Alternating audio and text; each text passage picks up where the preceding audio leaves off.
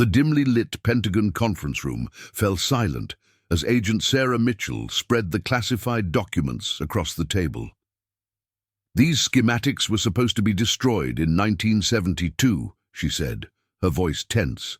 Yet they were found inside a rusted safe behind a farmhouse wall by a woman who bought the property for $45,000 at a foreclosure auction." Director James Keller's face paled as she continued. "And the farmhouse once belonged to Dr. William Hayes, the same scientist who mysteriously disappeared during the height of the Cold War." Before we jump back in, tell us where you're tuning in from. And if this story touches you, make sure you're subscribed, because tomorrow I've saved something extra special for you. The warm afternoon sunlight filtered through the dusty windows of Hannah Parker's newly purchased farmhouse in Millfield, Ohio. At 42, Hannah's weathered hands told the story of a woman who had never shied away from hard work. Her faded jeans and well-worn flannel shirt bore the marks of the day's renovation efforts, the first of many as she transformed the neglected property into her dream home. "Hand me that pry bar, would you?" Hannah asked her daughter Lily, who was home from college for the summer. The 17-year-old passed the tool with a skeptical expression that had become all too familiar since Hannah announced her decision to purchase the rundown Hayes farmstead. "Mom, I still don't understand why you bought this place," Lily said, gesturing around the dilapidated kitchen with peeling wallpaper and uneven floorboards. "Your apartment in Columbus was perfectly fine." Hannah smiled as she wedged the pry bar between the wall and an old kitchen cabinet they were removing. "Sometimes life needs a reset button, sweetheart. 20 years of accounting for other people's money, and what do I have to show for it? A divorce, a tiny apartment, and a view of a parking lot." She grunted as she pulled, the cabinet creaking in protest. "Besides, I grew up in a small town like Millfield. There's something about returning to your roots." What Hannah didn't say was how suffocated she had felt in her corporate job. The endless spreadsheets, the fluorescent lighting, the politics. The farmhouse represented more than just a change of scenery. It symbolized freedom and self-reliance, qualities she had somehow lost along the way. The cabinet finally came loose with a splintering crack, revealing a section of wall covered in faded floral wallpaper, different from the rest of the kitchen. "That's weird," Hannah murmured, running her fingers along the seam where the patterns didn't quite match. "This section's been patched." Lily, suddenly more interested, leaned in closer. "Maybe there's a secret room behind it, like in the movies?" Hannah laughed. "More likely just some old plumbing repair." But as she tapped along the wall, a hollow sound echoed back in one spot. Her laughter faded. "That's odd." Before she could investigate further, a knock at the front door interrupted them. Chief Deputy Mark Sullivan of the Millfield Sheriff's Department stood on her porch, hat in hand. At 50, Sullivan had the weathered appearance of someone who had spent a lifetime outdoors, his face creased by sun and experience. "Ms. Parker, I'm Chief Deputy Sullivan. Hope I'm not interrupting." Hannah wiped her dusty hands on her jeans. "Not at all. What can I do for you?" "Just making my rounds, welcoming newcomers. Small-town tradition." His eyes crinkled with a genuine smile. "Though most folks don't typically choose properties that have been abandoned for 30 years. "So I've heard," Hannah replied. "Everyone in town seems to have an opinion about my purchase." Sullivan nodded. "The Hayes place has quite a history. Been empty since the early 90s when the last owner passed. County's been trying to sell it for years. Well, $45,000 for 50 acres and a farmhouse seemed like a steal, even with the necessary renovations." Sullivan's expression suggested he might have a different opinion on what constituted a good deal, but he kept it to himself. "If you need anything, town's just 3 miles down the road, and the department's always open. Folks around here look out for each other." "I appreciate that," Hannah said, surprised by the warmth of his welcome. In Columbus, she'd barely known her neighbors' names. After the deputy left, Hannah returned to the kitchen, her curiosity about the patched section of wall now amplified. She grabbed a small hammer from her toolbox and tapped along the suspicious area, listening carefully to the sound. "I think there's definitely something behind here," she told Lily, who was watching with growing interest. "Hand me that utility knife." Carefully, Hannah cut along the seam of the mismatched wallpaper, then pried away a section of drywall. Behind it was another layer, older, made of plaster and lath. "Definitely a patch job," she muttered more to herself than to Lily. "And not a particularly good one." It took nearly an hour of careful work, removing sections of drywall without damaging what might be behind it. But eventually, Hannah revealed what had been concealed for decades: a small metal door, approximately 2 feet square, embedded in the original plaster wall. It was painted the same color as the original wall, clearly meant to blend in before someone had covered it entirely with the newer drywall. Preparing and narrating this story took us a lot of time, so if you are enjoying it, subscribe to our channel. It means a lot to us. Now back to the story. "Oh my God, Mom," Lily whispered, her earlier skepticism forgotten. "It's a safe." Hannah stared at the discovery, a mixture of excitement and unease stirring within her. "Looks that way." The metal door had a combination dial in its center, tarnished with age, but still intact. "We have to open it," Lily exclaimed, already reaching for the dial. Hannah gently caught her daughter's hand. "Hold on, we don't know who this belongs to. Legally, I'm not sure if—" "Mom, you bought the house, right? Everything in it is yours now." Lily's logic, while simplified, wasn't entirely wrong. Hannah hesitated. "Let me make a call first." She stepped outside onto the porch and called the real estate agent who had handled the sale, explaining their discovery. "That's certainly unusual," Jennifer Ross said after listening to Hannah's description. "But the sale was clear. The property and all its contents were transferred to you at closing. The county seized it for back taxes years ago after the owner died without heirs. If there's a safe, legally it's yours now, including whatever might be inside." Despite the agent's assurance, Hannah felt a nagging sense of responsibility. This wasn't like finding an old piece of furniture in the attic. A hidden safe suggested deliberate concealment of something valuable or important. When she returned to the kitchen, Lily was examining the dial on the safe. "If this is like the ones I've seen in movies, we need the combination." Hannah sighed. "Which we don't have, and I'm not sure we should be trying to crack it anyway." "Mom, you can't just find a secret safe and not open it. That's like against the laws of the universe or something." Despite her reservations, Hannah found herself smiling at her daughter's enthusiasm. The discovery had sparked something she hadn't seen in Lily for a long time: genuine excitement, untethered to a phone screen. "Tell you what," Hannah proposed, "let's finish the cabinet removal we started, clean up a bit, and think about this. Whatever's in that safe has been there for decades. Another day won't matter." That evening, after Lily had gone to bed in one of the only habitable bedrooms, Hannah sat on the porch swing, a cup of tea warming her hands against the cool Ohio night. The stars shone with a clarity impossible in Columbus, reminding her of childhood evenings spent on a porch, not unlike this one. Her phone buzzed with a text from her ex-husband. "How's the money pit? Lily says there's no internet yet. How is she supposed to survive?" Hannah ignored the message, slipping the phone back into her pocket. David had made his opinions about her midlife crisis farm purchase abundantly clear. He couldn't understand why, after their divorce was finalized, she would leave her secure accounting position, cash out her modest 401k, and buy a rundown property in rural Ohio.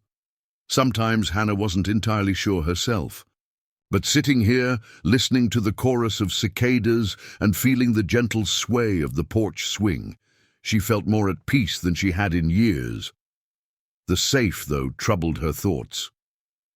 What might be inside? Family heirlooms? Worthless papers? Or something that had been deliberately hidden away, perhaps for good reason? In the morning, Hannah found Lily already in the kitchen, staring at the exposed safe door with a bowl of cereal in hand. "I looked up Hayes Farmstead online," Lily announced. "Not much comes up, but I did find something interesting. The last owner was Dr. William Hayes, a physicist who worked for the government in the 1960s and 70s. He disappeared in 1972, like literally vanished, and was eventually declared dead in 1979, though they never found a body." Hannah nearly spilled her coffee. "How do you know all this?" Lily held up her phone. "Found an old newspaper article in the Millfield Gazette archives. The town library digitized them last year for some historical preservation project. It wasn't much, just a small piece about the declaration of death. But weird, right? The guy who owned this place just disappeared." The revelation cast their discovery in a more unsettling light. Hannah approached the safe, examining it more carefully than she had the day before. The dial showed numbers from 0 to 99, standard for combination locks of the era. "I wonder if there's any way to figure out the combination," she mused, more to herself than to Lily. "We could try his birthday," Lily suggested. "People use significant dates all the time for passwords and stuff." "We don't know his birthday," Hannah pointed out, "and I doubt it would be that simple if he was trying to hide something important."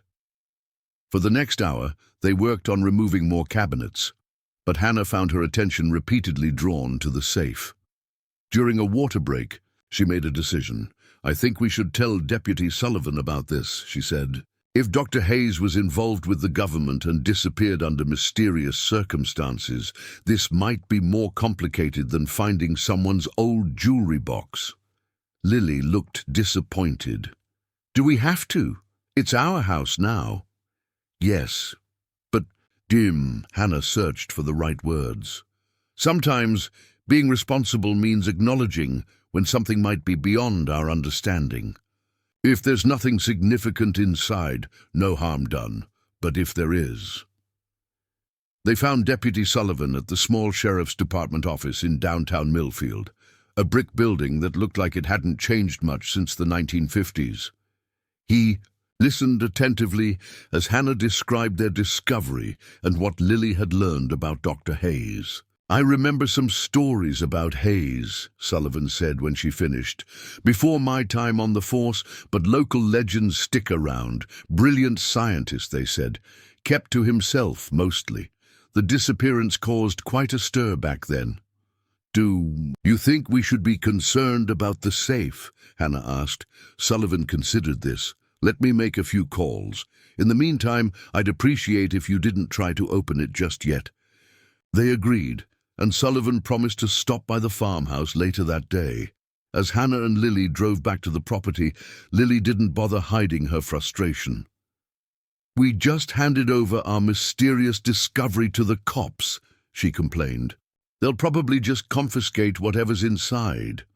"It's the right thing to do," Hannah insisted, though a part of her shared Lily's disappointment. The safe had awakened something in her, a sense of mystery and possibility that had been absent from her methodical accounting career.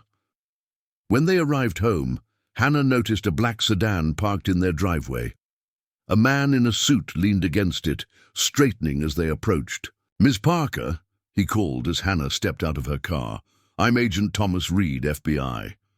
He flashed a badge that Hannah had no way of verifying was authentic. "I understand you've made an interesting discovery in your new home." Hannah felt a chill that had nothing to do with the pleasant spring weather. "How could you possibly know about that already?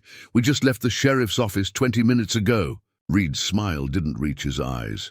"Small town. News travels fast." He gestured toward the house. "Mind if I take a look?" "Actually, I do mind," Hannah replied, surprising herself with her boldness. "Deputy Sullivan is handling this. He's stopping by later today." I appreciate your caution, Ms. Parker, but this may fall under federal jurisdiction. Dr. Hayes was involved in classified work for the government. Before Hannah could respond, the sound of tires on gravel announced another arrival. Deputy Sullivan's patrol SUV pulled up beside the FBI agent's sedan. "Thought I might find you here, Reed," Sullivan said as he approached, his tone notably cooler than when he'd spoken to Hannah earlier. "Figured you'd have someone monitoring our dispatch communications." Reed's expression remained neutral. "Just doing my job, Deputy. Same as you." Sullivan turned to Hannah. "Miss Parker, why don't you and your daughter go inside? Agent Reed and I need to have a conversation about jurisdictional protocols." Hannah hesitated, uncomfortable with the tension between the two men, but ultimately led Lily into the house. Through the kitchen window, she could see Sullivan and Reed engaged in what appeared to be a heated discussion. "This is getting weird," Lily whispered, peering out beside her mother. Hannah couldn't disagree. What had started as an interesting renovation discovery had somehow attracted immediate federal attention. Whatever lay behind that safe door was clearly more significant than she had initially imagined. 10 minutes later, both men entered the kitchen. The tension between them remained palpable, but they appeared to have reached some kind of agreement. "Ms. Parker," Sullivan began, "given the circumstances and potential sensitivity of what might be in that safe, we've agreed that both local and federal authorities should be present when it's opened." "And how exactly do you plan to open it?" Hannah asked.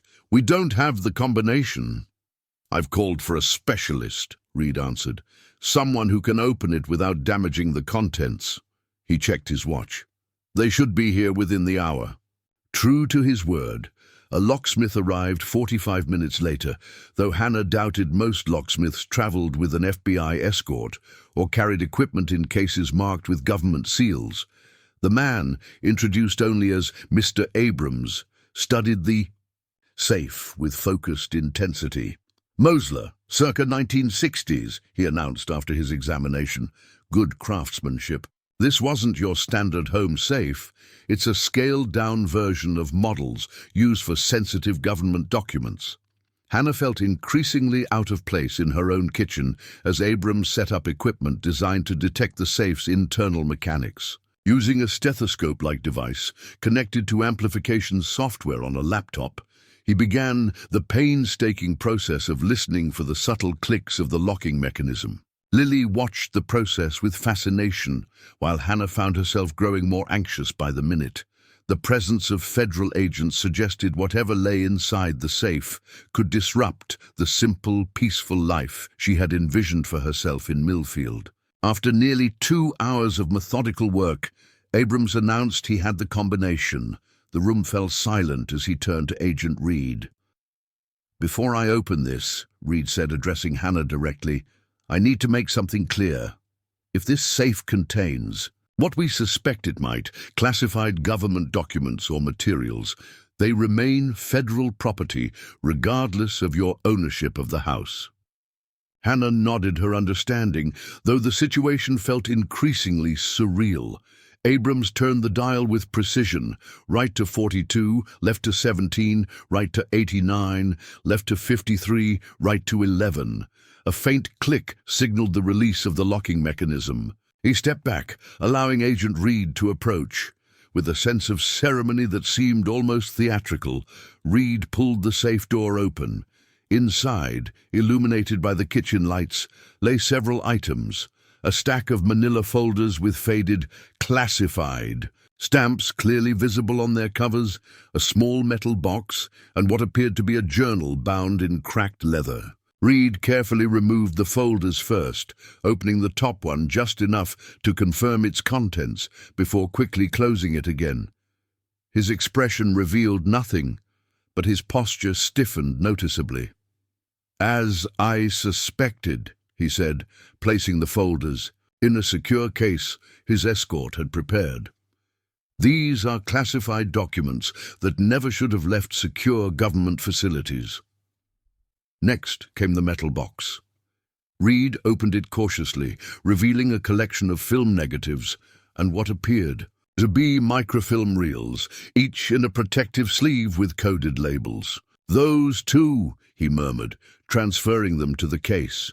Finally, he removed the journal, leafing through several pages before looking up at his colleague. "Get Director Marshall on the phone. Now." The escort stepped outside immediately, leaving an uncomfortable silence in the kitchen. "Would someone mind telling me what's going on?" Hannah finally asked, her patience wearing thin. Sullivan, who had watched the proceedings with a furrowed brow, seemed equally in the dark.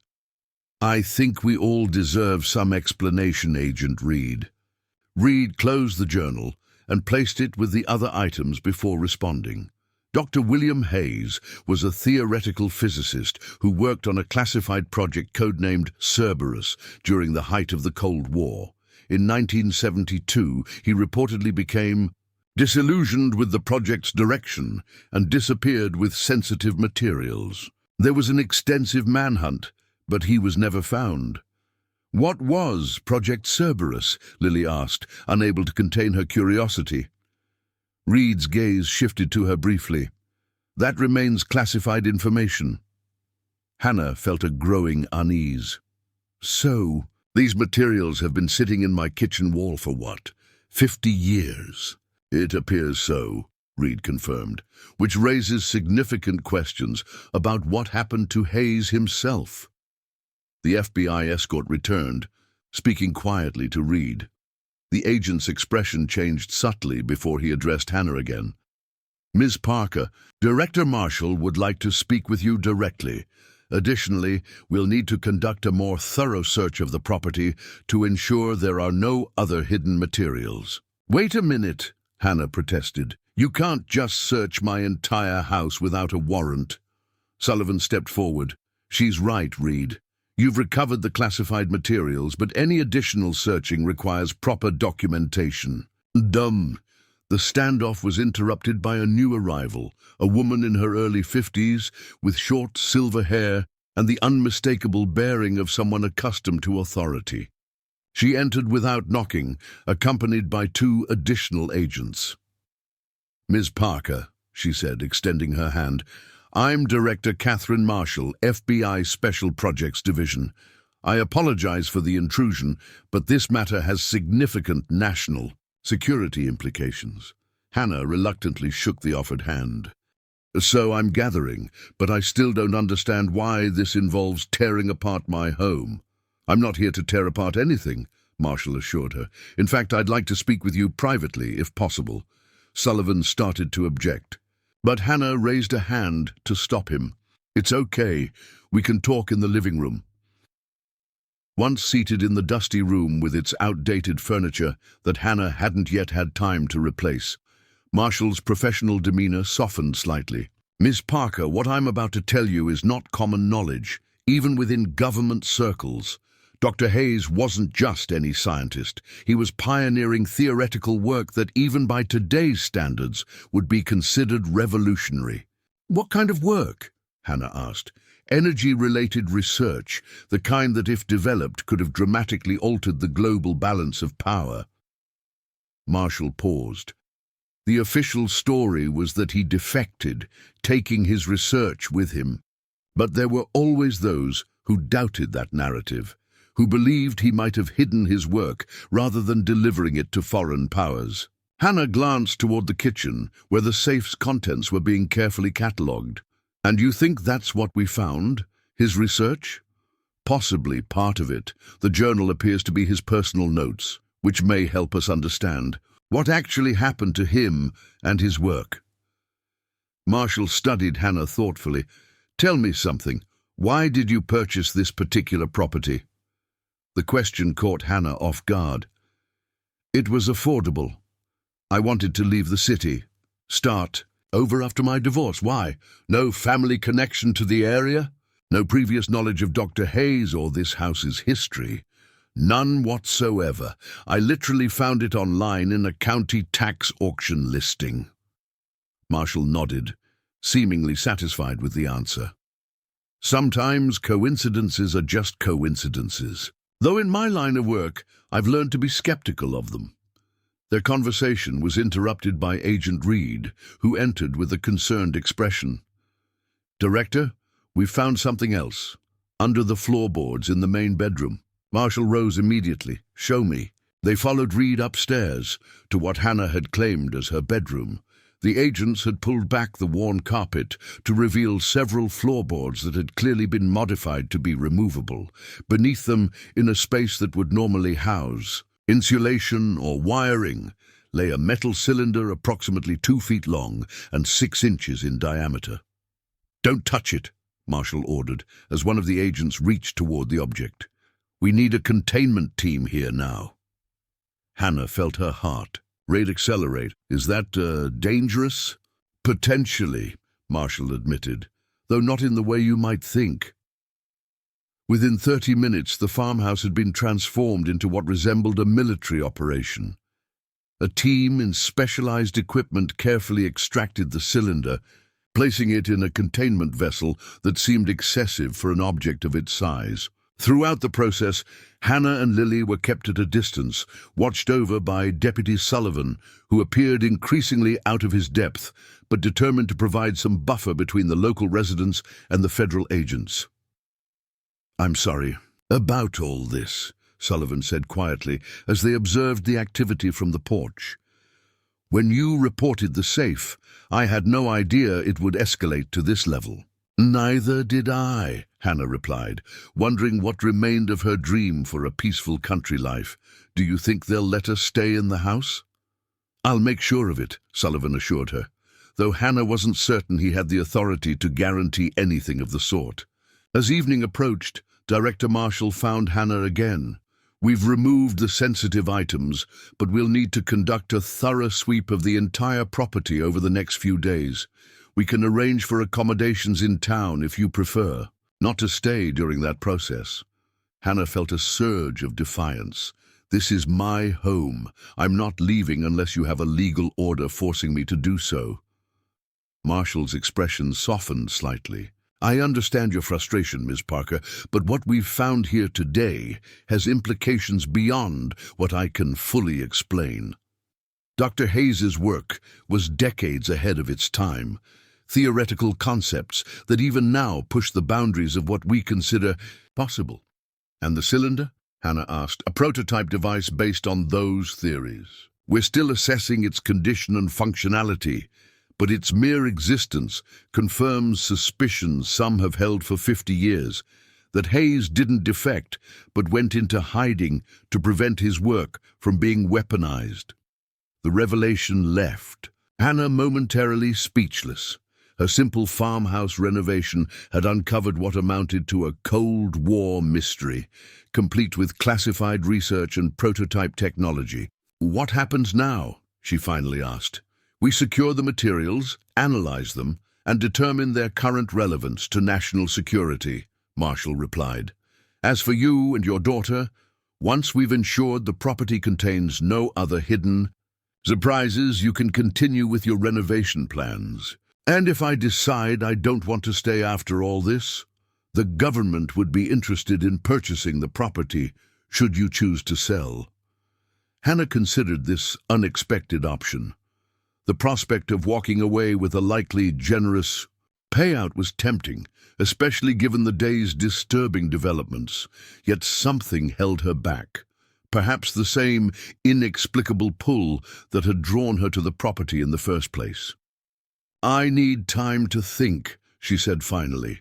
Marshall nodded. "Of course, my card has my direct number. Call me when you've made a decision or if you discover anything else unusual during your renovations." As the federal agents packed their equipment and prepared to leave, Hannah found Lily sitting on the porch swing, uncharacteristically quiet. "Quite a day, huh?" Hannah said, joining her daughter. "Mom, our house is basically a Cold War time capsule." "Quite a day" doesn't begin to cover it. Lily paused, looking out at the fields now bathed in evening light. "Are we staying?" It was the question Hannah had been asking herself since the moment they found the safe. The peaceful country life she had envisioned now seemed unlikely. at least until the federal investigation concluded. Yet the thought of returning to Columbus, to her old life or some variation of it, felt like defeat. "I think we are," she said finally. "Once they finish their sweep and give us the all clear. This is still our home, mysterious safes and all." Lily smiled, the first genuine smile Hannah had seen since the agents arrived. "Good, because I kind of like it here. Even with the government spooks, it's definitely not boring." As darkness fell over the Hayes farmstead, Hannah sat alone on the porch long after Lily had gone to bed. The events of the day replayed in her mind, along with the strange coincidence that had led her to purchase this particular property. Or was it coincidence? Marshall's question about family connections to the area had struck a chord. Hannah had chosen this region because it reminded her of her childhood, of the rural Ohio community where she had grown up before her parents moved to Columbus for work opportunities. Could there be some connection she wasn't aware of? Some reason, beyond random chance, that had drawn her to Dr. Hayes's former home? Her phone buzzed with a text from her sister. "Saw your Facebook post about the farmhouse. Did you know Mom grew up near Millfield? She mentioned it once when we drove through on that road trip to Cleveland. Small world." Hannah stared at the message, a chill running through her despite the mild evening. Her mother, now in a nursing home with advancing dementia, had rarely spoken about her childhood. The possibility of a connection to this area, to this house, had never occurred to Hannah when making her purchase. Tomorrow, she decided, she would call the nursing home, see if her mother was having a lucid day. Perhaps there were questions long overdue about their family history, about potential ties to a brilliant physicist who had vanished with secrets that still held national security implications 50 years later. For now, though, Hannah simply rocked gently on the porch swing, listening to the nighttime sounds of her new home and wondering what other secrets might lie waiting to be discovered within its walls. The soft glow of dawn was just beginning to illuminate the farmhouse when Hannah awoke to the sound of vehicles approaching. Through her bedroom window, she could see 3 black SUVs making their way up the gravel driveway, followed by what appeared to be a mobile laboratory unit, a large truck with specialized equipment visible through its glass panels. So much. For a peaceful morning, she thought, quickly dressing and making her way downstairs before the inevitable knock at the door. Director Marshall stood on her porch, looking surprisingly fresh despite the early hour. "Ms. Parker, I apologize for the early arrival, but developments overnight have escalated the priority of our investigation." "What developments?" Hannah asked, stepping aside to let the director enter. "Analysis of the journal revealed coordinates to additional locations on your property where Dr. Hayes may have concealed research materials." Marshall gestured toward the assembled team outside. "We have ground-penetrating radar and other specialized equipment to locate any buried items without excessive disruption to your land." Hannah stood on her front porch, watching as the team of federal agents methodically scanned her property with ground-penetrating radar. The peaceful country morning she had envisioned when purchasing the farmhouse had been replaced by what resembled a military operation, complete with specialized equipment and personnel in tactical gear. "They'll try to minimize damage to your land," Director Marshall assured her, joining Hannah on the porch with 2 steaming mugs of coffee. She offered one to Hannah, who accepted it with reluctant gratitude. "What exactly are they looking for?" Hannah asked, watching as agents focused their attention on an area near the old barn. "Based on notes in Hayes's journal, we believe he may have hidden additional research materials and possibly prototype components in multiple locations around the property." Marshall sipped her coffee, studying Hannah's reaction. "The cylinder we found yesterday appears to be just one piece of something larger." Hannah processed this information, struggling to reconcile the quiet farmhouse she'd purchased with the apparent scientific bunker it had become. I still don't understand what made his work so important that you're here 50 years later with a small army." Marshall considered her words carefully. Dr. Hayes was developing theoretical applications for zero-point energy extraction, which means, in layman's terms, technology that could potentially draw unlimited energy from what we call the quantum vacuum, the lowest energy state of all quantum fields. Marshall's expression remained neutral, but her eyes conveyed the significance. If successfully developed, it would essentially provide unlimited clean energy without fuel or waste. "That sounds beneficial, not dangerous," Hannah observed. "Any technology with that level of impact has dual applications. The same principles that could power cities could potentially be weaponized." Marshall turned to face Hannah directly. "What makes Hayes's work particularly sensitive is that his theoretical framework apparently solved problems that modern physics is still struggling with decades later." Their conversation was interrupted by a shout from one of the agents near the barn. The radar had detected something approximately 6 feet underground, a large metallic object with dimensions suggesting it wasn't natural. Within the hour, a specialized excavation team had begun carefully removing layers of soil. Hannah and Lily watched from a distance, their breakfast forgotten as the operation unfolded. "This is insane," Lily whispered. "Our farm is basically a buried treasure map for Cold War secrets." Hannah couldn't disagree. What had started as a simple renovation project had morphed into something beyond her wildest imagination. She found herself wondering, not for the first time, if she should simply accept the government's offer to purchase the property and return to the predictable life she'd left behind. Yet something kept her rooted here, a growing connection to this land and its mysteries that she couldn't quite explain. By midday, the excavation team had reached their target, a sealed metal container approximately the size of a small refrigerator. Unlike the safe and cylinder they'd discovered the previous day, this container featured sophisticated locks and what appeared to be environmental controls. "Preservation system," explained one of the technicians when Hannah inquired, "designed to protect sensitive materials from environmental degradation. Quite advanced for the 1970s. The process of safely opening the container required specialized equipment and nearly 2 hours of careful work.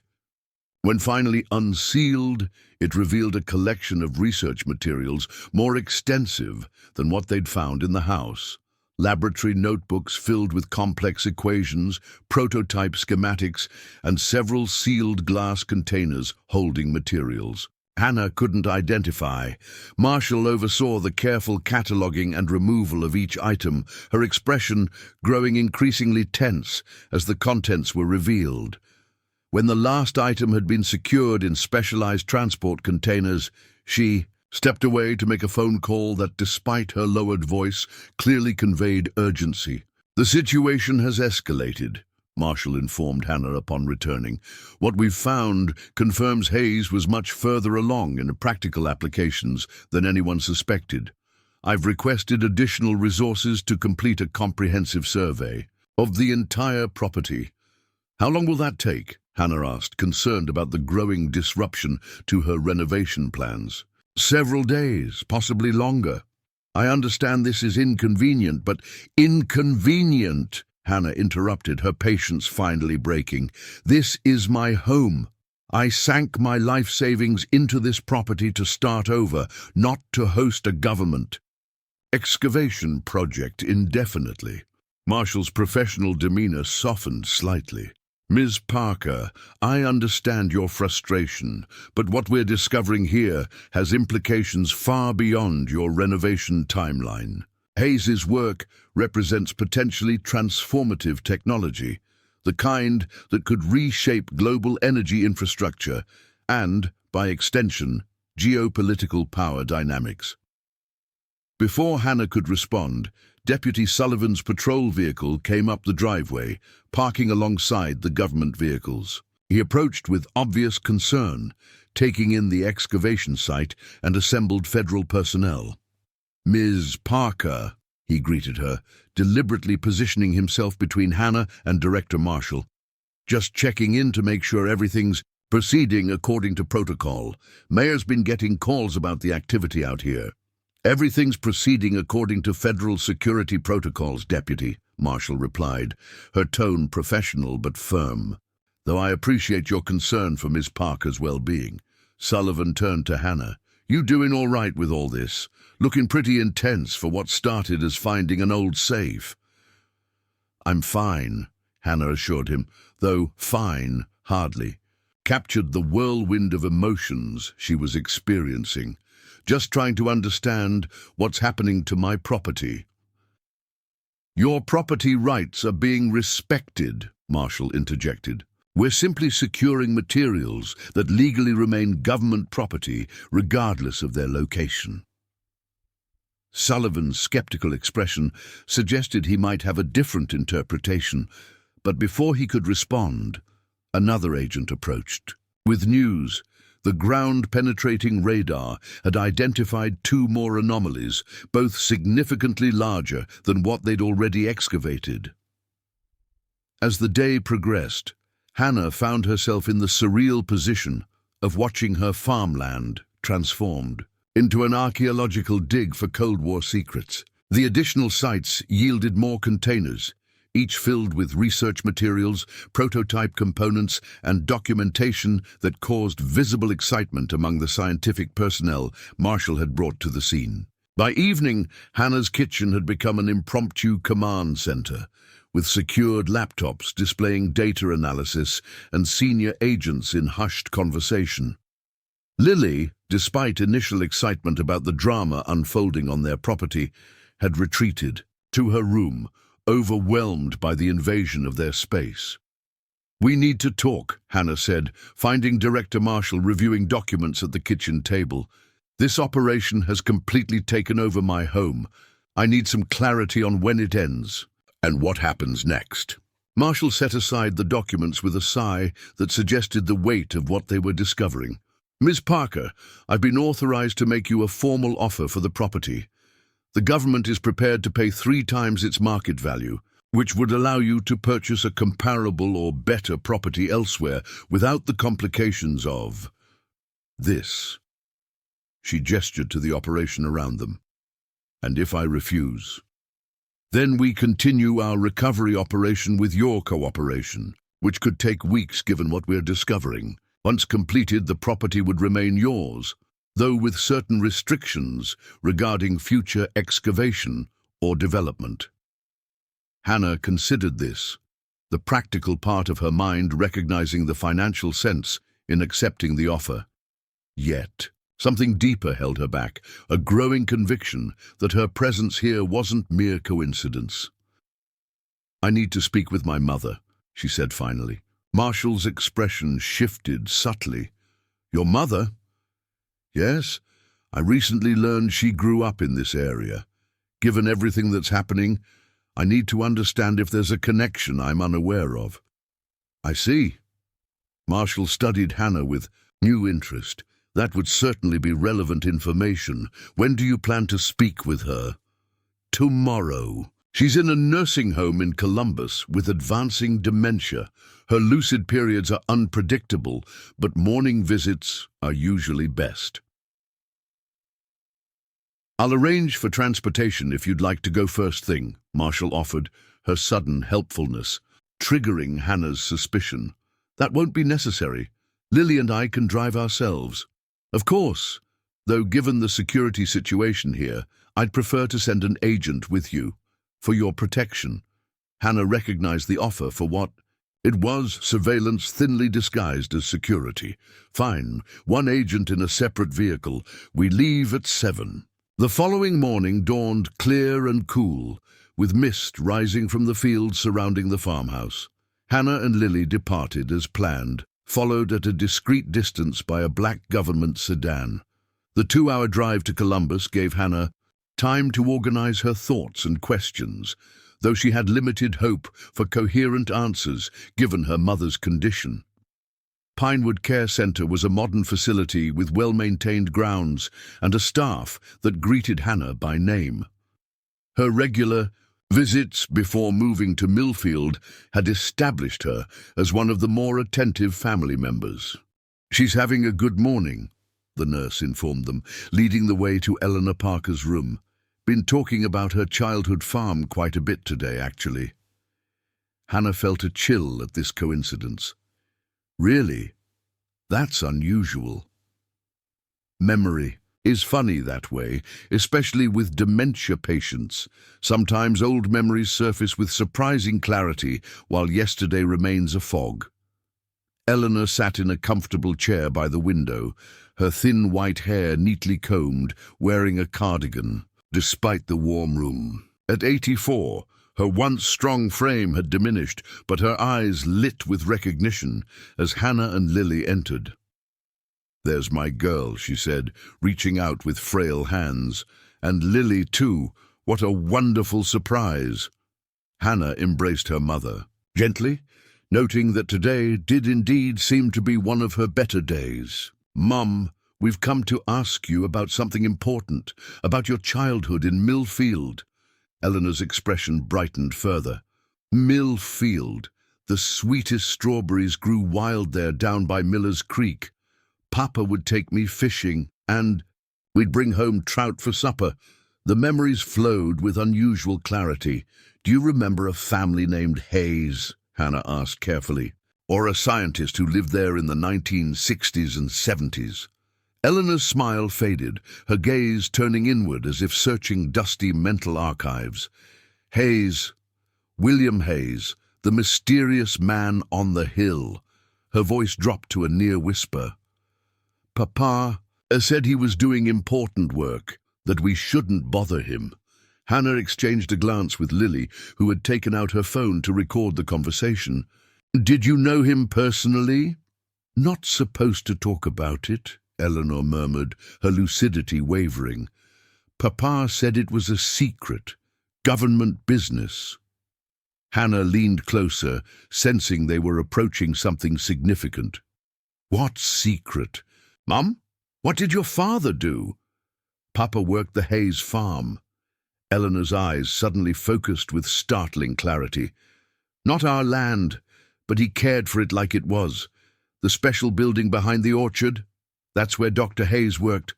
Papa helped build it, underground where no one could see." "An underground laboratory?" Hannah asked, her heart racing. Eleanor nodded slowly. "Papa called it the thinking place. Only he and Dr. Hayes were allowed inside." Her expression clouded with confusion. "Then the men in suits came, and Dr. Hayes disappeared. Papa was so worried. Said they were looking for the key, but would never find it because he had hidden it for the doctor." "What key, Mom? What did it open?" But Eleanor's brief window of clarity was closing. She began talking about Hannah's childhood instead, the timeline of her memories shifting decades forward without transition. After 30 minutes, it became clear they would get nothing more about Dr. Hayes or the mysterious key. Hannah kissed her mother goodbye, promising to visit again soon, her mind racing with the implications of what she'd learned. In the hallway outside, the FBI agent who had followed them approached. "Director Marshall would like a full report of your conversation." "I'm sure she would," Hannah replied coolly. "Tell her I'll discuss it when we return to the farm." The drive back to Millfield was charged with speculation as Hannah and Lily processed Eleanor's revelations. "So your grandfather worked for Dr. Hayes," Lily summarized, "and helped him hide something from the government, the key to whatever he was developing." "Which might explain why I felt drawn to the property," Hannah mused.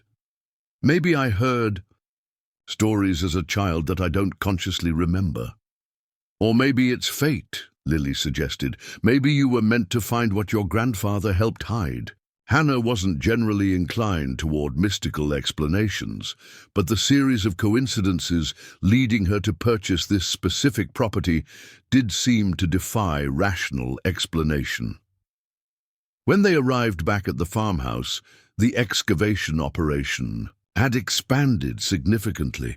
Additional personnel and equipment covered the property, with particular focus on an area behind what once had been an orchard, now overgrown with wild vegetation. Director Marshall met them as they pulled up. "Miss Parker, we've made a significant discovery based on ground-penetrating radar. There appears to be a substantial underground structure approximately 200 yards from the main house." "Behind the old orchard," Hannah said, not phrasing it as a question. Marshall's expression revealed subtle surprise. "Yes. How did you know?" "My grandfather helped build it. He worked for Dr. Hayes." The revelation created a momentary silence, broken by Marshall's measured response. "I see. That would explain certain anomalies in our historical analysis. I'd appreciate hearing everything your mother told you." Hannah recounted Eleanor's fragmented memories, including the mention of a hidden key that her grandfather had concealed for Dr. Hayes. "This changes our approach," Marshall decided after hearing the account. "If Hayes trusted your grandfather with securing critical components, there may be personal or family indicators that could help us locate them." "You mean my grandfather might have hidden this key someplace that would have significance to our family?" "Exactly. Places, dates, numbers with personal meaning often serve as memory aids for hiding locations." Marshall studied Hannah with new interest. "Your connection to this property isn't coincidental after all. On some level, perhaps you were drawn here precisely because of that family history." The idea resonated with Hannah's own thoughts, yet she remained wary of Marshall's sudden collaborative approach.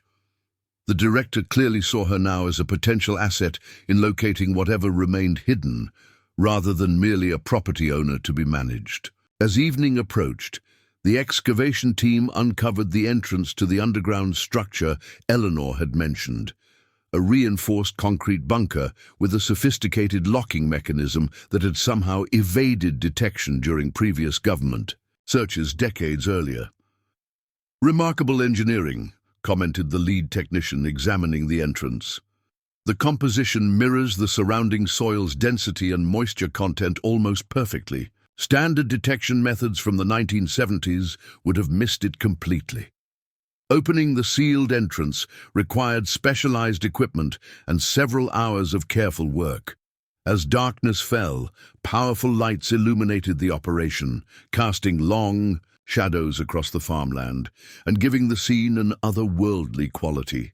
Hannah and Lily watched from a designated safe distance as the heavy door finally swung open, revealing a stairway descending into darkness. A team equipped with protective gear and detection instruments entered first, followed by scientific personnel once the space was declared structurally sound and free of hazardous materials. "Mom, this is beyond crazy," Lily whispered as they waited for the initial assessment. "Our farm has a secret underground lab built by a missing Cold War scientist who worked with our great-grandfather." Hannah could only nod in agreement. Her simple dream of country living had transformed into something she couldn't have imagined in her wildest thoughts. Yet beneath her astonishment, a strange sense of purpose was growing, a feeling that perhaps she was exactly where she needed to be, playing a role in a story much larger than herself. After nearly an hour, Director Marshall emerged from the underground facility, her composed expression giving way to barely contained excitement. "It's intact," she reported, approaching Hannah. "A fully equipped research laboratory preserved, in near-perfect condition. It appears Hayes designed environmental systems that kept the facility operational, using minimal power drawn from what we believe is a small-scale implementation of his energy extraction theory." "You mean it's been running by itself for 50 years? Hannah asked, stunned by the implication. not at full capacity, but in a maintenance state that preserved the equipment and materials. It's revolutionary. Some of the technology we're seeing appears decades ahead of current capabilities. As Marshall spoke, more agents emerged from the bunker, carefully carrying sealed containers and specialized equipment. Each item was photographed, catalogued, and secured in transport vehicles with extraordinary precautions. "What happens now?" Hannah asked, watching as her property effectively became a classified material extraction site. "We secure the technology and research materials, analyze them thoroughly, and determine appropriate applications consistent with national security interests." Marshall's professional demeanor had returned. "As for your property rights, the offer to purchase remains open. Given your family connection to Hayes, I'm authorized to increase the compensation significantly." Hannah considered this as she watched the operation continue under powerful floodlights. The practical choice was obvious. Take the money, find another property without the complications of government interest and classified technology. Yet the revelation of her grandfather's connection to Hayes had awakened something deeper, a sense of responsibility to understand the full story before making any decisions. "I need more time," she told Marshall, "and more information. If my grandfather helped protect Hayes's work, I want to understand why, what he believed was at stake." Marshall studied her thoughtfully. "The contents of the laboratory may provide those answers. I'll arrange for you to speak with our scientific analysis team tomorrow within the boundaries of security protocols." As Hannah and Lily finally retreated to the house, exhausted by the day's revelations, they found the kitchen had been restored to some semblance of order, though the federal presence throughout the property remained. "Do you think we'll ever get our normal life back?" Lily asked as they made sandwiches for a late dinner. Hannah considered the question carefully. "I'm not sure normal means what I thought it did when we bought this place. But I do think we're part of something important, something my grandfather believed was worth protecting. You're not going to sell, are you?"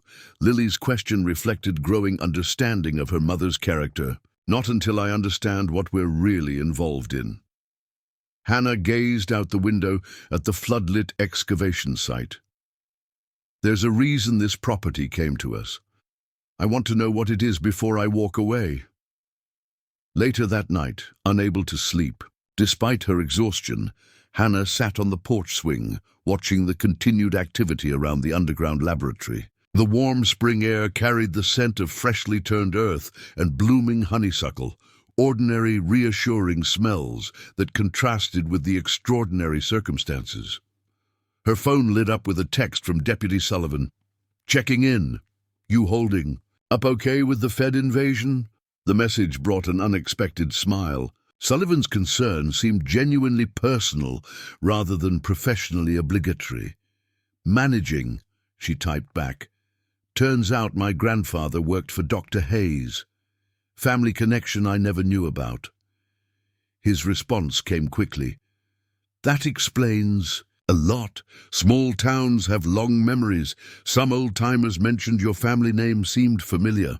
The conversation continued for several minutes, Sullivan offering a perspective on the situation that differed from the federal narrative, more focused on the human elements and less on national security implications. His final message before signing off resonated particularly. Whatever Hayes was working on, he trusted your grandfather to help protect it. That says something important about your family's character. Trust your instincts about what to do next.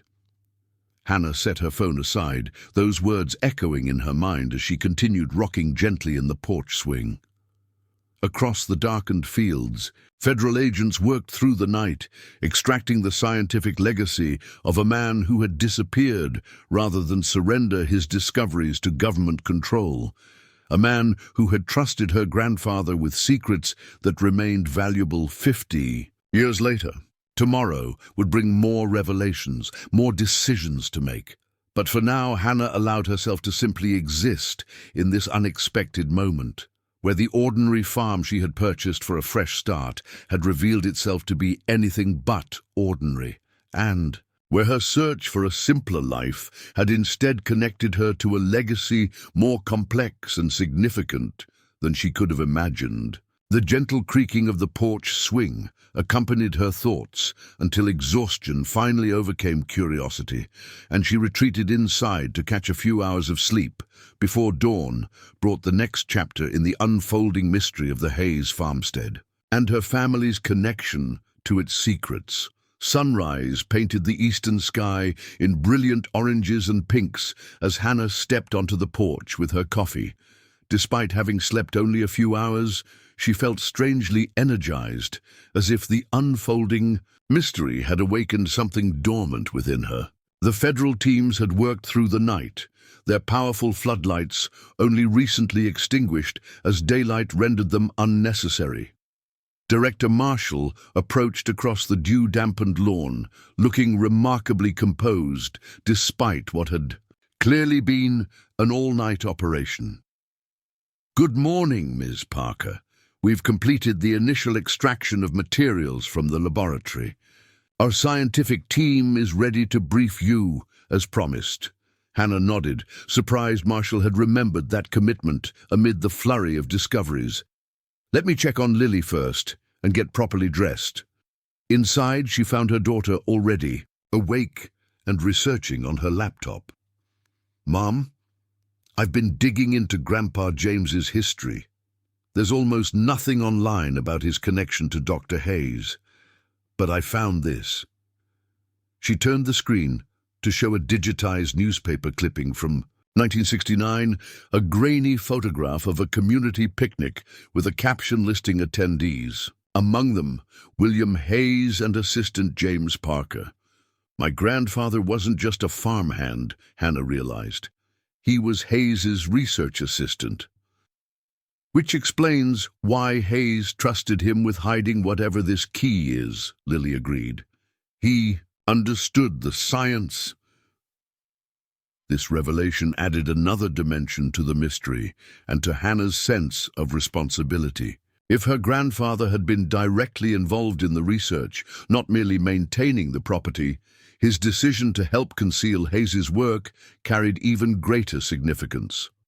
After a quick breakfast and change of clothes, Hannah joined Marshall at a mobile command unit that had been established near the underground laboratory entrance.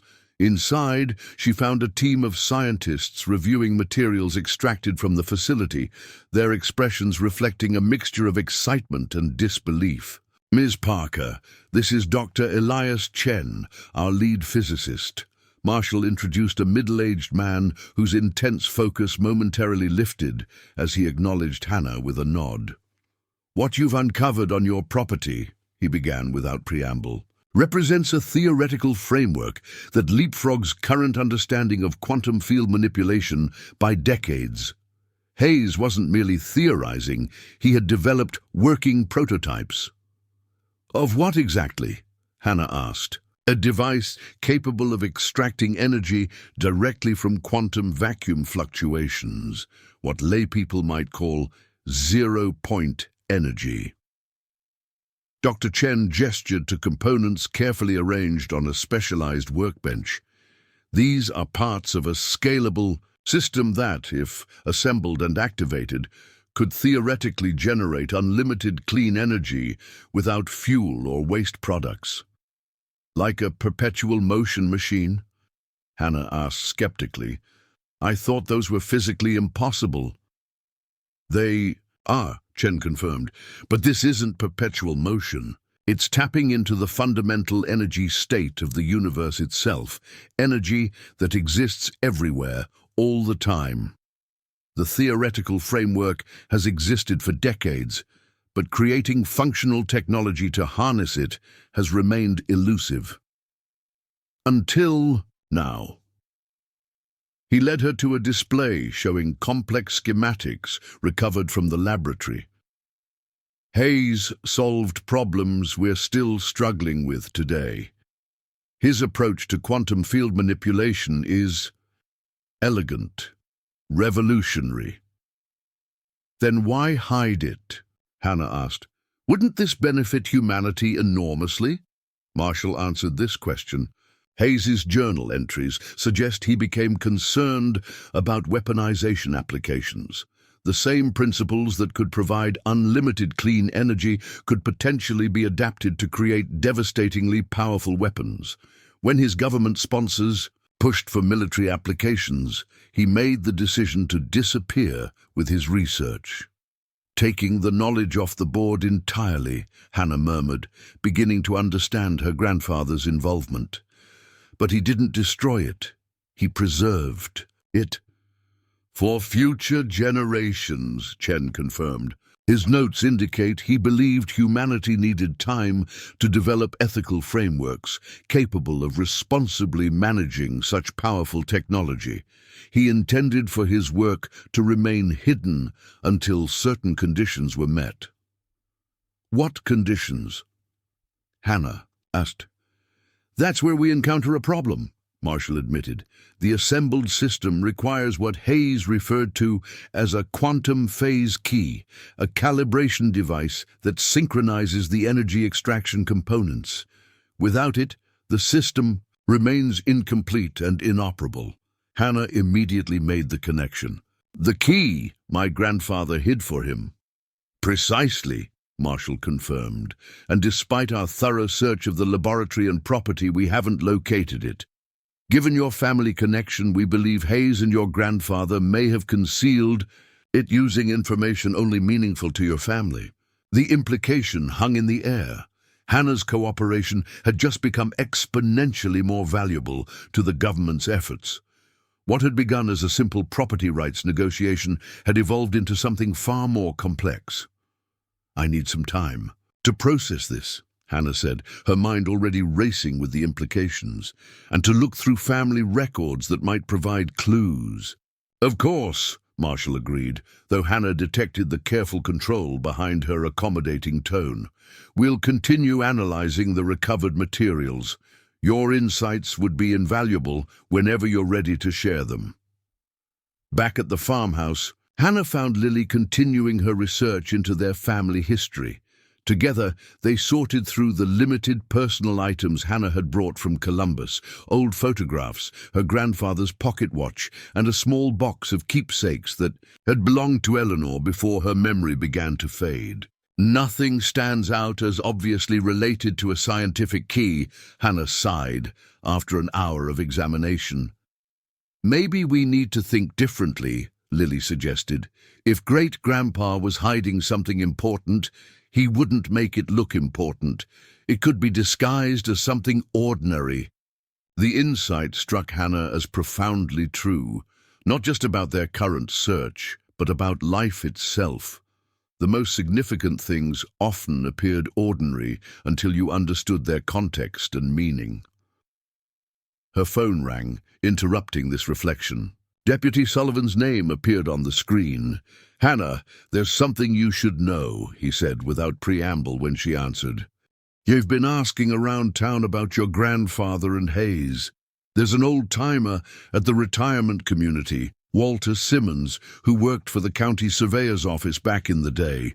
Says he remembers something about a property line. Adjustment requested by James Parker in 1971, right before Hayes disappeared. A property line adjustment? Why would that matter?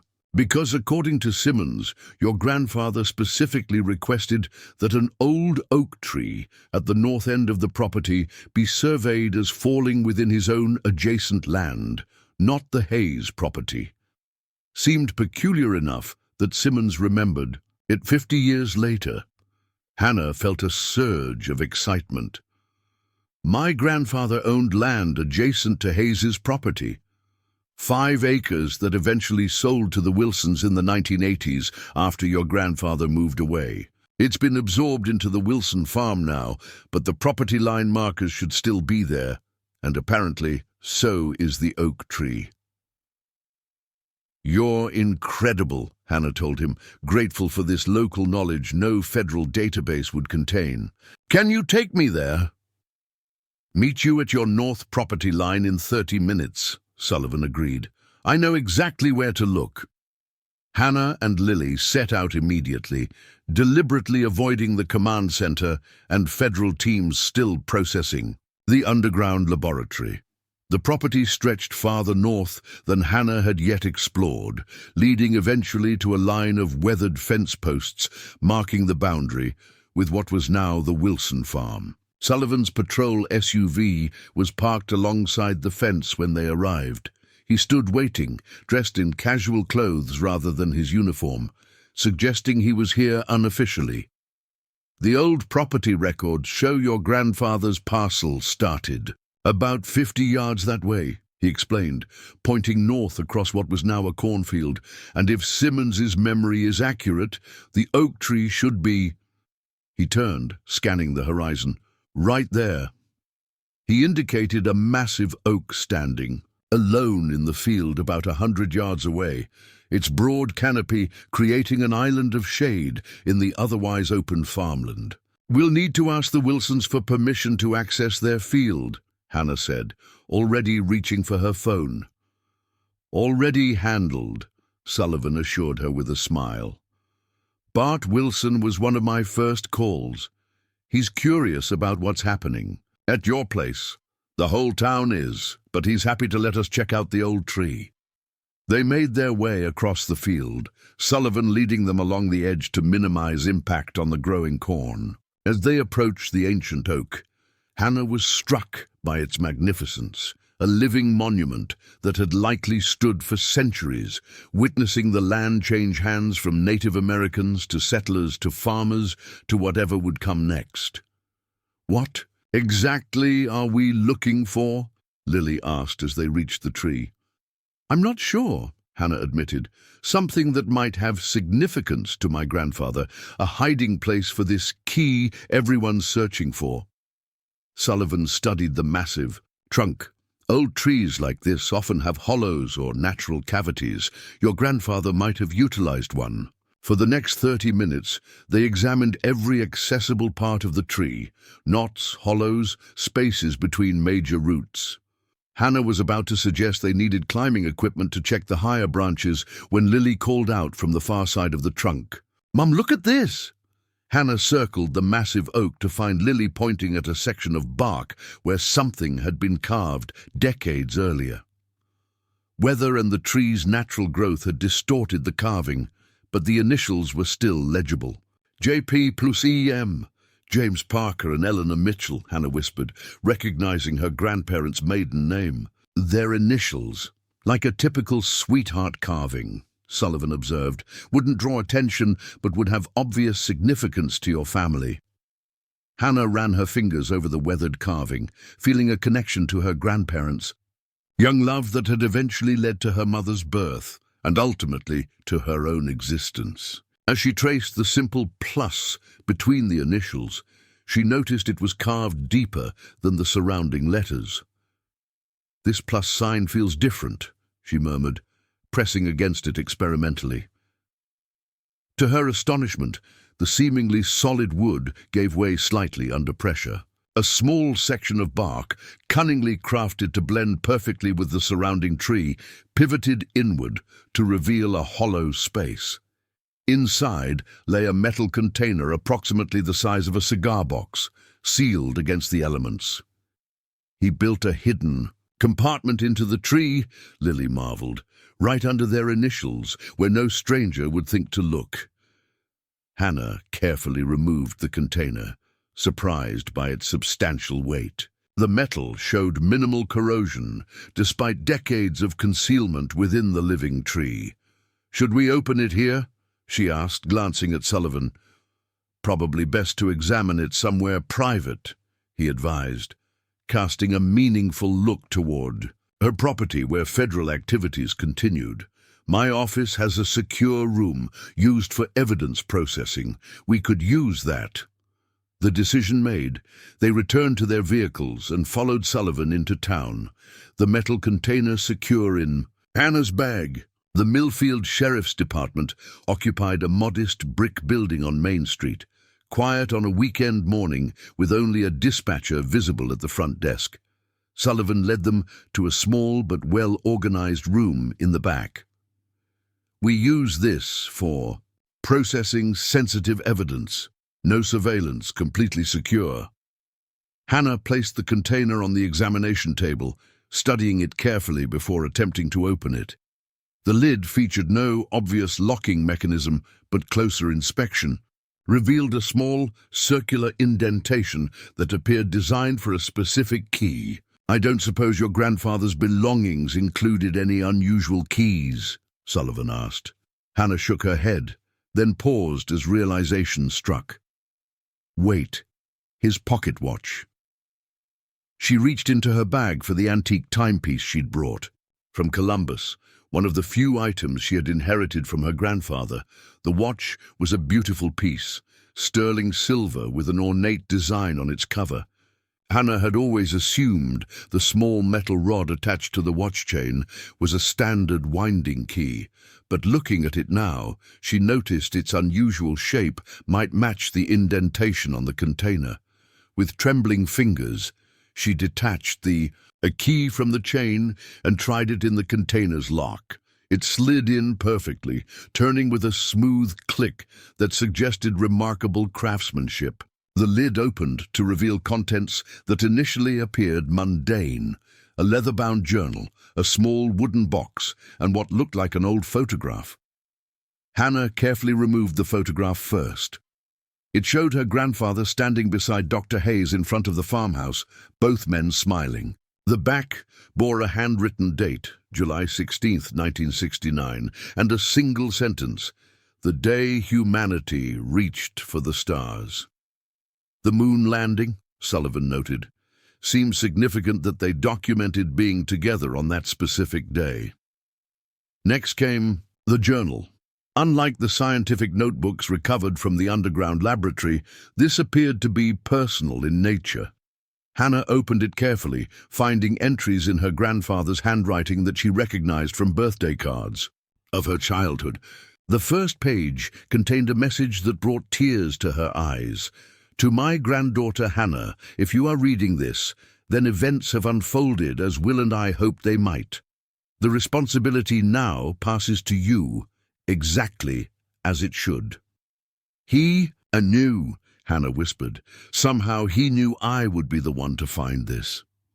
"Keep reading," Lily urged, her voice hushed with awe. The journal detailed her grandfather's involvement with Hayes's research from 1965 to 1972, not as a simple assistant, but as a trained engineer who had helped develop crucial components of the energy extraction system.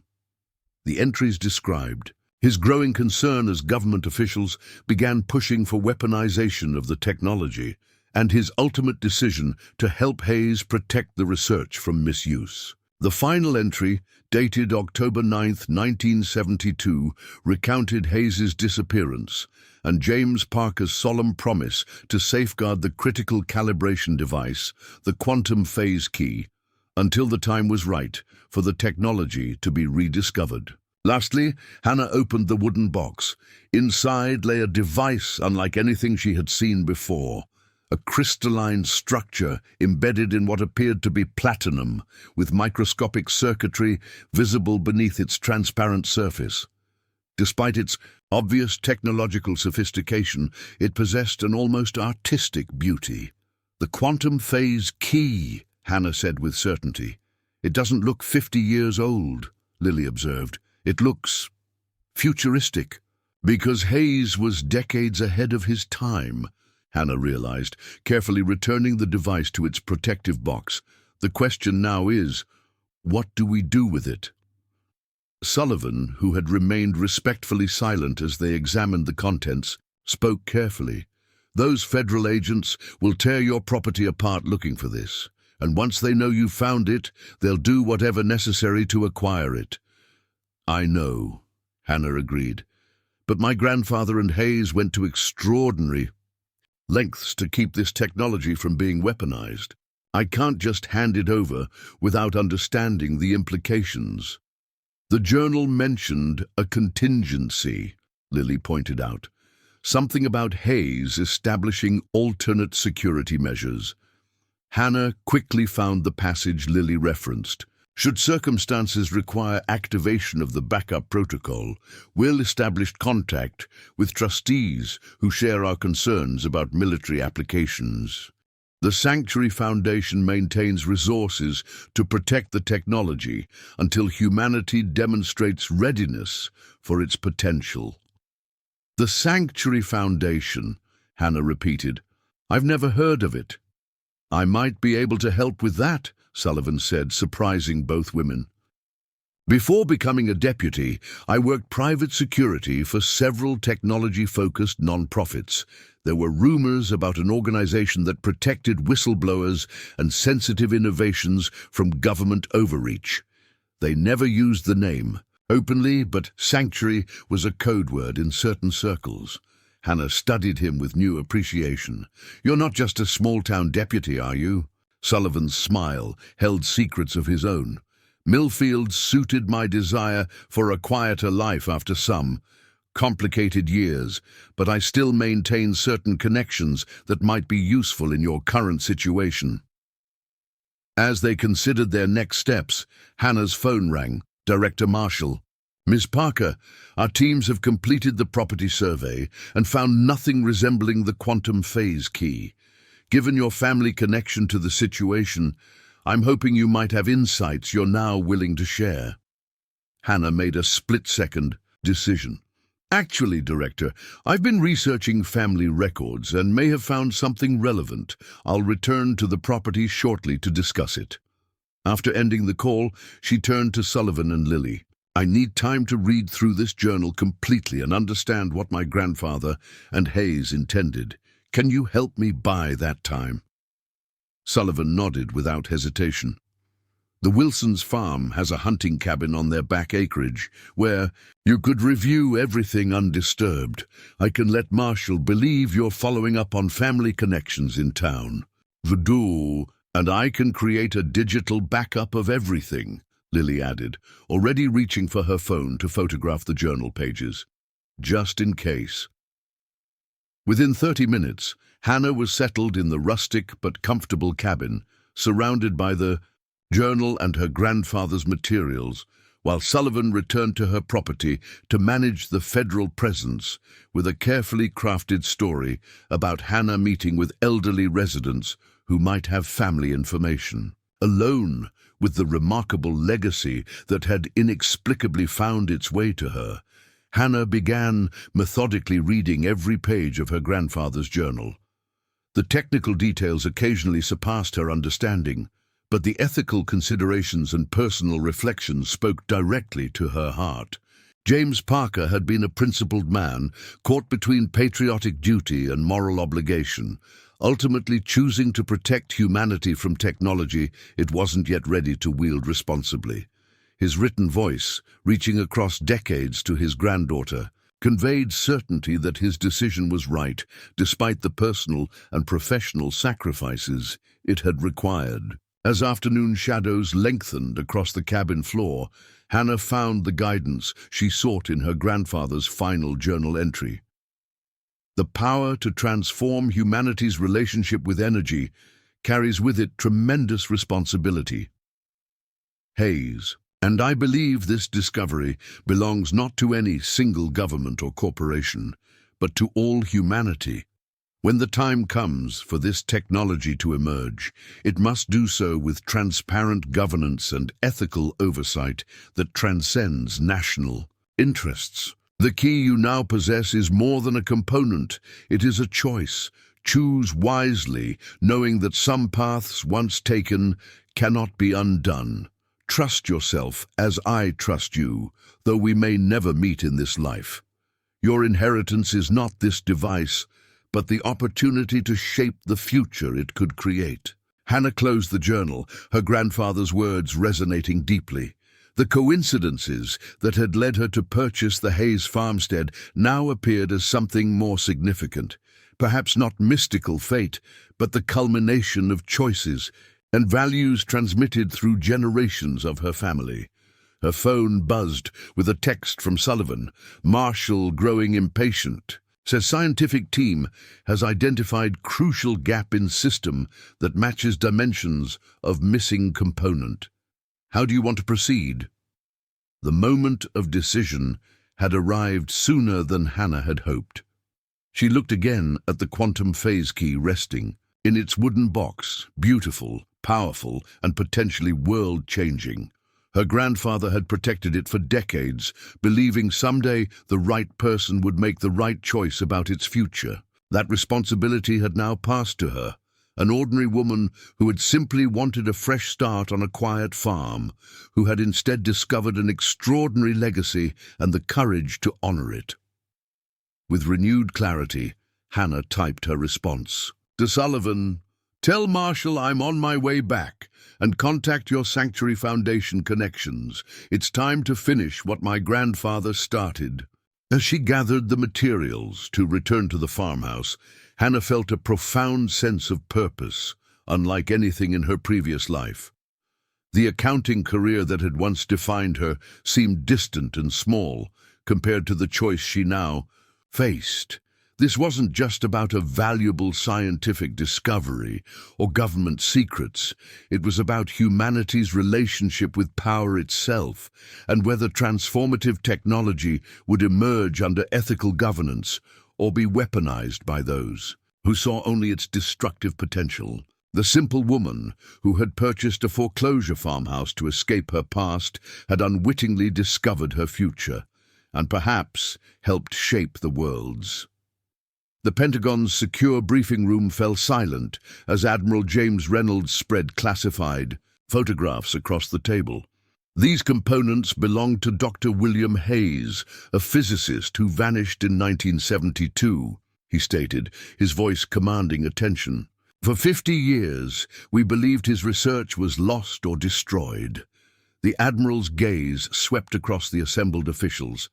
3 days ago, a woman named Hannah Parker discovered not only Hayes's hidden laboratory, but the quantum phase key we've been searching for since the Cold War.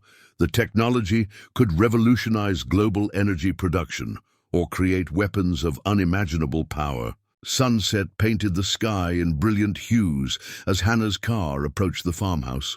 The property had transformed over the past 3 days. Government vehicles crowded the driveway, specialized equipment surrounded the underground laboratory, and uniformed personnel maintained a secure perimeter. Her simple dream of country living had evolved into something she never could have imagined. "Ready?" Sullivan asked from the driver's seat, his former security experience evident in his calm assessment of the situation. Hannah nodded, the wooden box containing the quantum phase key secure in her bag. During the drive from the Wilson cabin, Sullivan had made several cryptic phone calls, speaking in what seemed like coded language to unnamed contacts. The Sanctuary Foundation apparently still existed, operating in shadows to protect whistleblowers and sensitive innovations from exploitation. "Remember," Sullivan advised as they parked, "Marshall doesn't know exactly what you found. That gives you leverage." "And once I reveal it?" Hannah asked. "My contacts are already mobilizing. The Foundation has protocols for situations exactly like this." His expression turned serious. "But you need to be absolutely certain this is what you want. There's no going back." Hannah thought of her grandfather's journal and the profound responsibility he had passed to her. "I've never been more certain of anything." They approached the command center, where Director Marshall waited, her normally composed features showing signs of impatience. 2 senior agents flanked her, their alert postures suggesting heightened tension. "Ms. Parker," Marshall greeted her with forced cordiality, "I trust your inquiries in town were productive?" "Extremely," Hannah confirmed, noting the subtle shift in Marshall's expression, relief tinged with intensified interest. "I believe I've located what you're looking for." Those words created an immediate change in the atmosphere. The agent's postures stiffened, and Marshall's professional mask slipped momentarily, revealing the magnitude of what was at stake. Let's discuss this privately, Marshall suggested, gesturing toward a secure area of the command center. Inside, Dr. Chen waited alongside several high-ranking officials Hannah hadn't previously met. Their presence confirmed her suspicion that the discovery had escalated far beyond a routine classified material recovery operation. Ms. Parker has located the quantum phase key, Marshall announced without preamble. All eyes turned to Hannah, with an intensity that might have intimidated her just days ago. But something had changed within her. The woman who had doubted her decision to leave her secure accounting job now stood unwavering before government officials with unwavering confidence. I have, Hannah confirmed, along with my grandfather's personal records documenting why he and Dr. Hayes chose to conceal it. Where is it now? Dr. Chen asked, unable to mask his scientific excitement. Hannah patted her bag. With me. But before I share it, I need to understand exactly what you intend to do with Hayes's technology. An older man in military uniform whom Hannah hadn't met before stepped forward. Ms. Parker, I'm General Thomas Hargrove, Department of Defense. The technology you've discovered has significant national security implications. While we appreciate your cooperation, the decision about its application falls under federal jurisdiction. Hannah met his authoritative gaze directly. My grandfather didn't hide this component to have it weaponized 50 years later. He and Hayes believed this technology belonged to humanity, not to any single government. Noble sentiments, General Hargrove acknowledged with practiced diplomacy, but impractical given current geopolitical realities.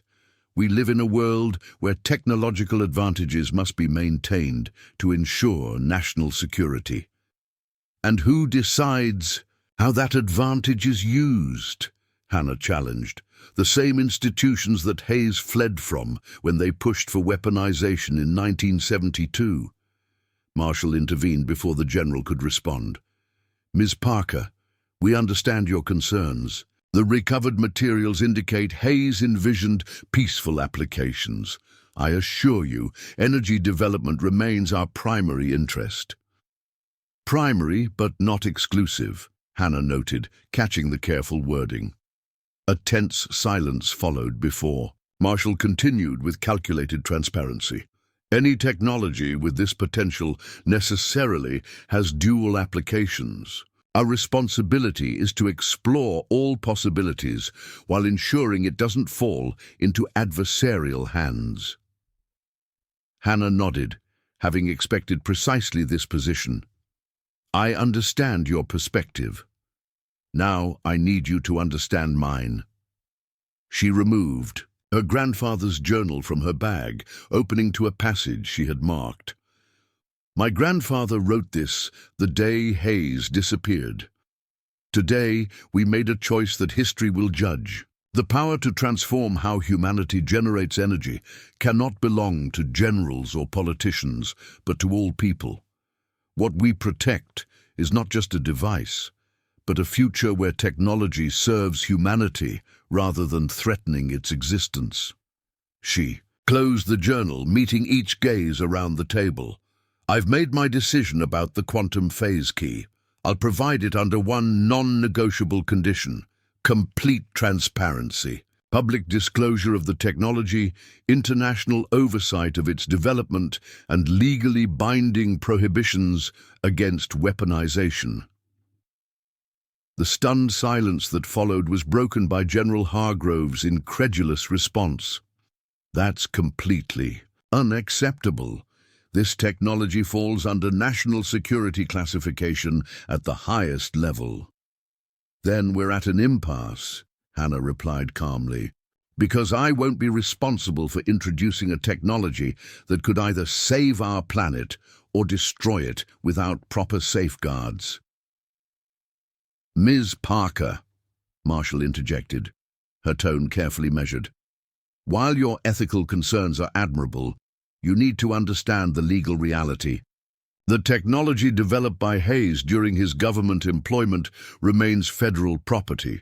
We could obtain a court order compelling you to surrender the component.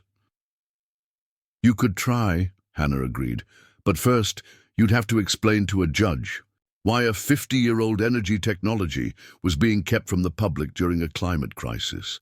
The media would have a field day with that.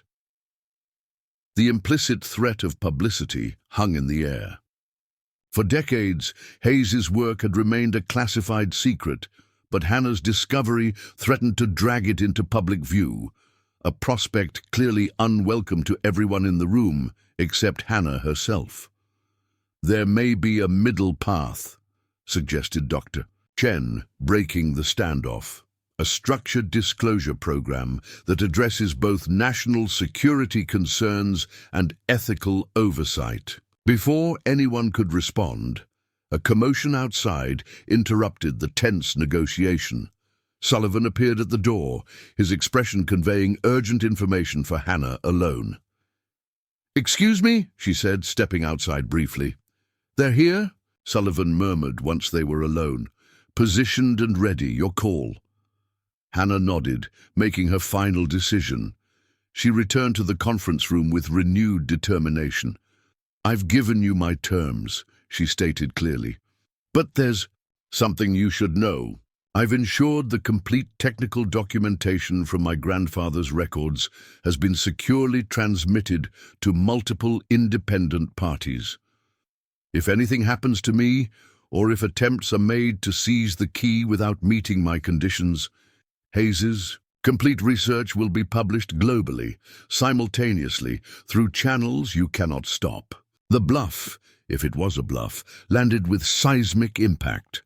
Marshall exchanged alarmed glances with General Hargrove, both clearly recalculating their approach.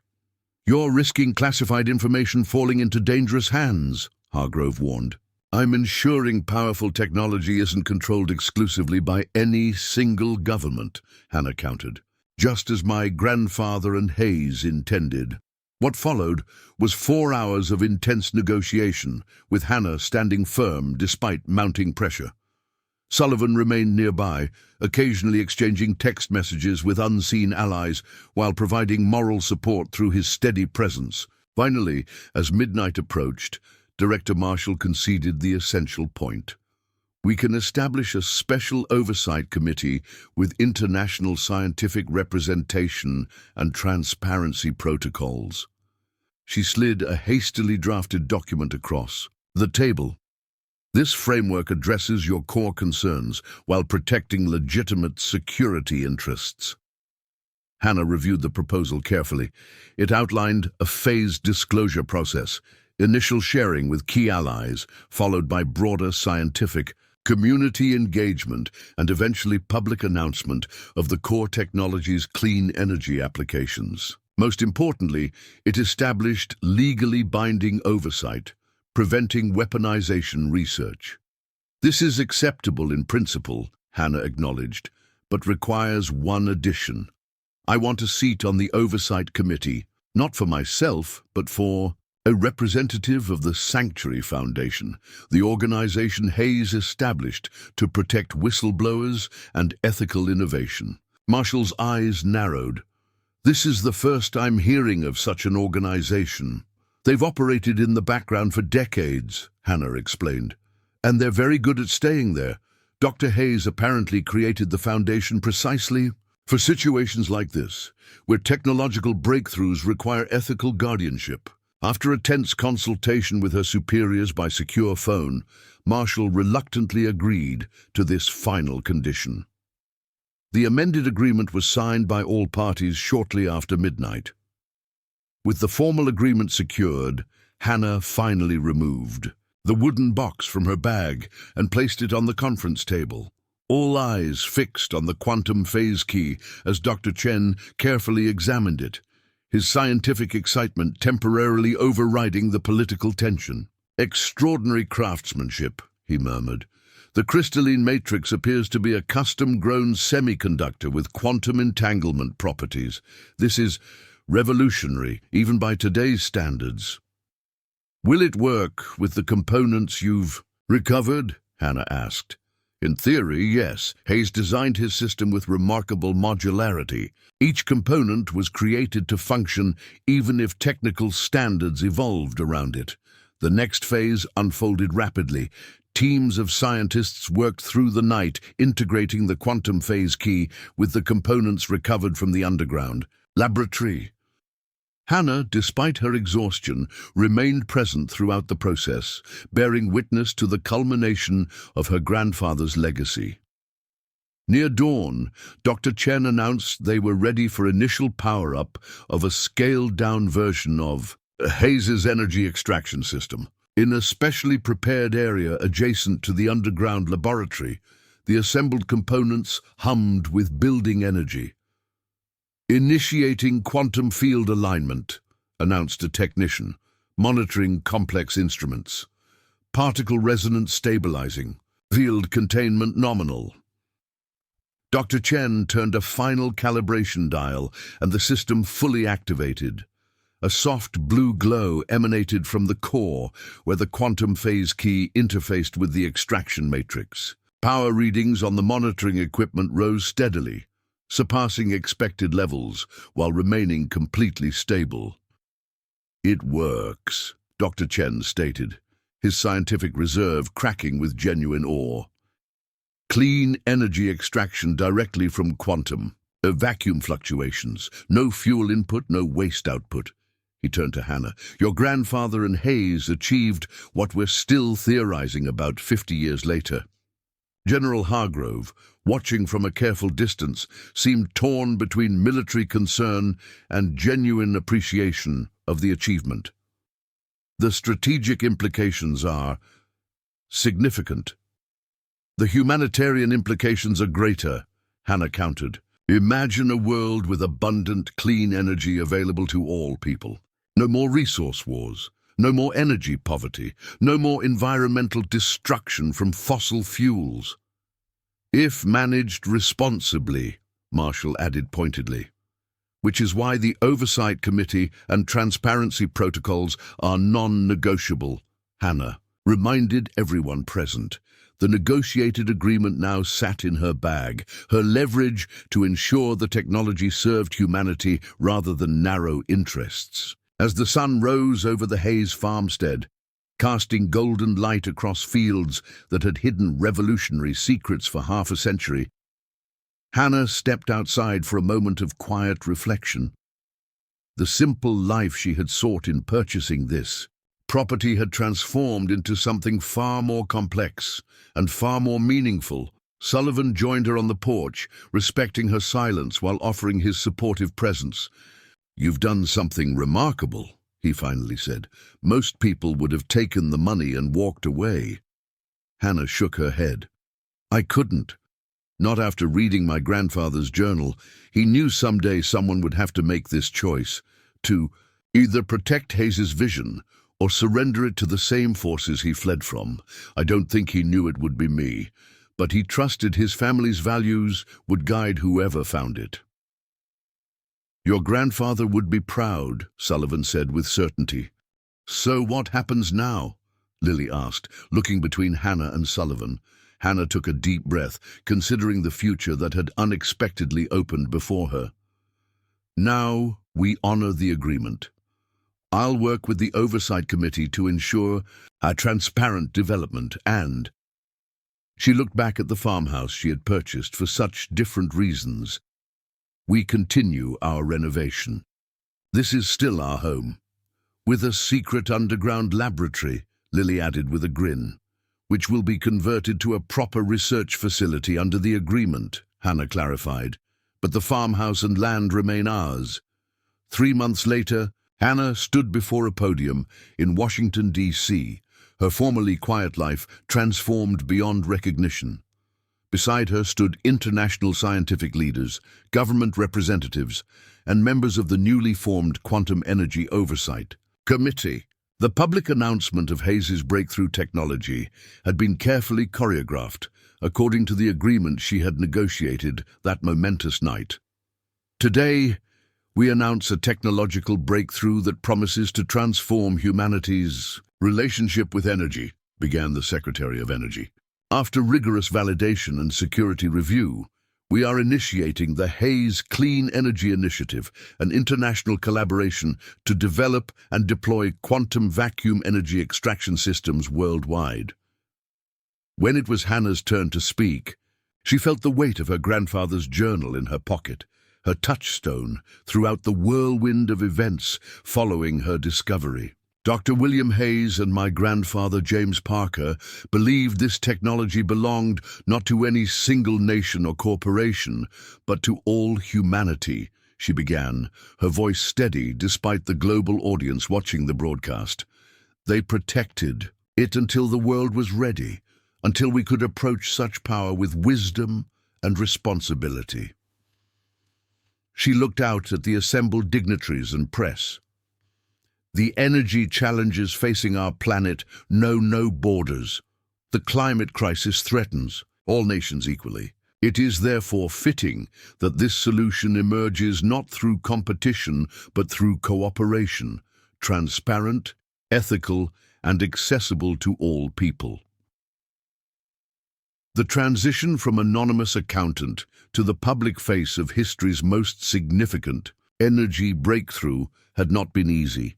Hannah had weathered attempts to discredit her, political pressure to modify the agreement, and the personal stress of sudden notoriety. Through it all, she had found strength in her grandfather's words and in the conviction that she was honoring his legacy correctly. The farmhouse renovation had continued alongside these momentous events, progressing more slowly than originally planned, but taking on deeper significance. What had begun as a simple dream of country living had evolved into the headquarters of the Hayes Parker Foundation, a non-profit organization Hannah had established to ensure ethical oversight of quantum energy technology and its global implementation. Later that evening, after the formal announcements and press conferences concluded, Hannah returned to the quiet hotel suite where Lily waited. "You were amazing," her daughter said, embracing her. "Great-grandpa would be so proud." "I hope so," Hannah replied, emotion finally breaking through her composed facade. "Sometimes I still can't believe this is our life now. 3 months ago, I was just trying to fix up an old farmhouse, and now you're changing the world," Lily observed. "Not bad for someone who was worried about leaving her accounting job." Hannah laughed at the absurd truth of this observation. Her former concerns about career stability seemed almost trivial compared to the path she now walked. A knock at the door revealed Sullivan, who had become an essential ally throughout the process. His connections to the Sanctuary Foundation had provided crucial support during the negotiations, and his calm presence had steadied Hannah through the most challenging moments. "Congratulations," he said, handing her a small package.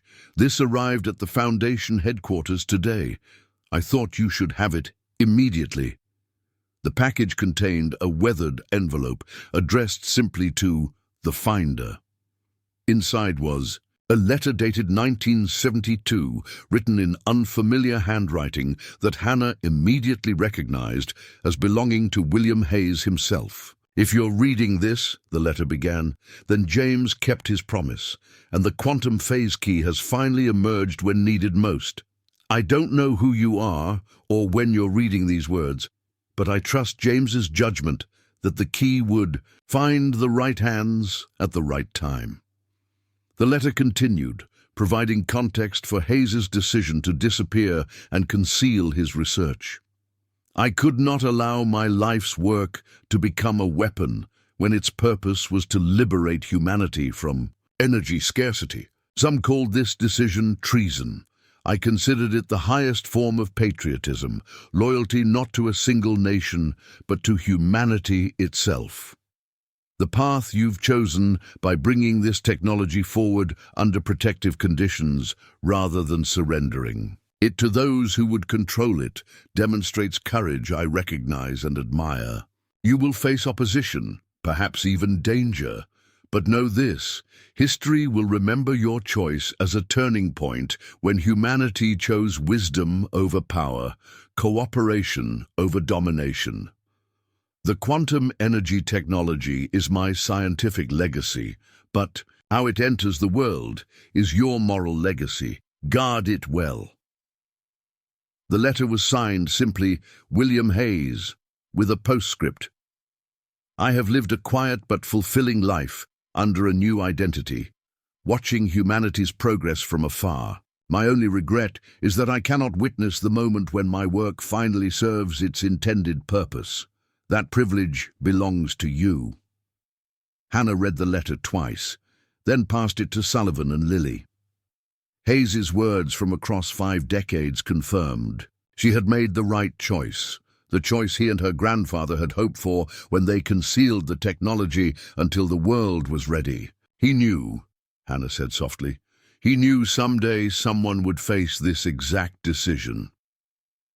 And trusted they would choose rightly, Sullivan added, just as your grandfather trusted his descendants would inherit not just his possessions but his values.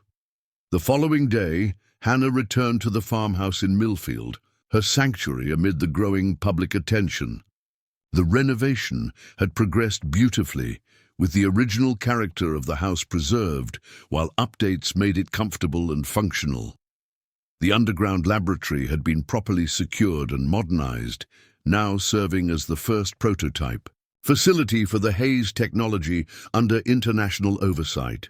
Standing on the porch that evening, watching fireflies illuminate the twilight over fields that had kept extraordinary secrets for half a century, Hannah reflected on the unexpected journey that had brought her here. She had sought simplicity and found purpose.